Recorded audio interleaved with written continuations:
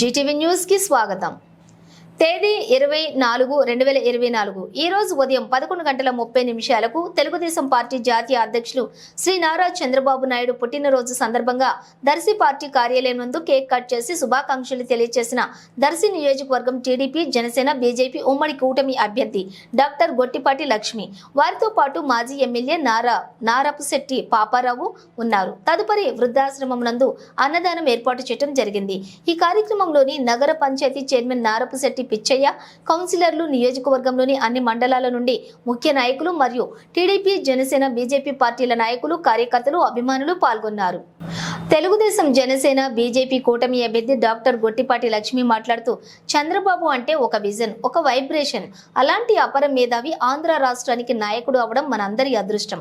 ప్రపంచ దేశాలలో చంద్రబాబు నాయుడు ఖ్యాతి అపారం। ఐటీ ఉద్యోగులు జేజేలు పలికే చంద్రబాబు 75వ బర్త్డే ఈ రోజు మనం జరుపుకుంటున్నాము। విభజన ఆంధ్రప్రదేశ్ అభివృద్ధి ప్రణాళికగా విజనరీ ఉన్న నేత, ఆంధ్ర రాష్ట్రానికి నడిబొడ్డులో అమరావతి రాజధాని రూపకల్పన చేసిన ముందు చూపు ఉన్న వ్యక్తి, పోలవరం నిర్మాణం, వైజాగ్ లో ఐటీ పరిశ్రమ అభివృద్ధి, ఫార్మా పారిశ్రామిక అభివృద్ధి, అనంతపురంలో కియా వంటి పరిశ్రమలతోటి పారిశ్రామిక రంగాన్ని అభివృద్ధి చేసి విదేశాల్లో పారిశ్రమలోను పెట్టుబడులకు రప్పించి ఆంధ్ర రాష్ట్రాన్ని అభివృద్ధి రాష్ట్రంగా తీర్చిదిద్దే లక్ష్యంతో దిశా నిర్దేశం ఉన్న మహోన్నత వ్యక్తి చంద్రబాబు అంటే ఒక క్రమశిక్షణ, చంద్రబాబు అంటే ఒక విజన్। అలాంటిది విజన్ ఉన్న నేతతోటి నేను రాజకీయ ప్రవేశం చేసి ఆయనతో ప్రయాణం చేయటం నా అదృష్టం।